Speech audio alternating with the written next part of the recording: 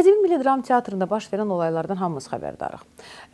Son vaxtlar əməkdar artist Mehriban Xanlarovanın çıxışları yadımıza qaldı.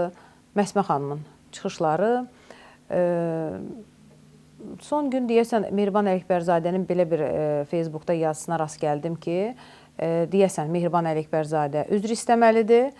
Filan qədər vaxt qoymuşuq, filan. Yəni, indi tam dəqiqliyi ilə yadımda qalmayıb, amma belə bir nəsə, belə bir çıxışı var idi. Ümumiyyətlə, necədir, rejissor və aktyor arasında belə bir müharibənin ortaya çıxması və ondan sonra hansısa bir yaradıcılıq mühitinə yaxşı mənada təsiri ola bilərmi?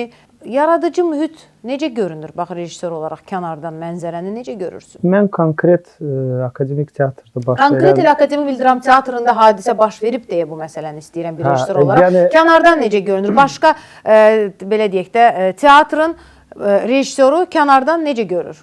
Ümumiyyətlə, teatrda konfliktin olmağı, əgər o yaradıcı konflikt deyilsə, təbii teatra heç də yaxşı təsir eləmir. Amma elə məqamlar olub ki, yəni aktyorlarla rejissorun arasında yəni elə münasibətlər olub ki, əslində işləməməlidirlər, amma işləyirlər. Bu normal bir şeydir. Səhnəyə çıxırlar, oynayırlar, səhnədən çıxan kimi bir-birinə heç salam da verməyə bilərlər. Peşənin tələb elədiyi nə varsa onu yerinə yetirməlidirlər. Konkret o hadisəyə mən münasibət bildirmək istəməzdim. Çünki bu, yenə təkrar eləyəcəm, bu tip hadisələr həmişə olub. İndi də 10 il bundan qabaq, 20 il də bundan qabaq. Amma yaxşı olardı ki, təbii ki, bu teatr daha çox tamaşalarla gündəmdə olsun.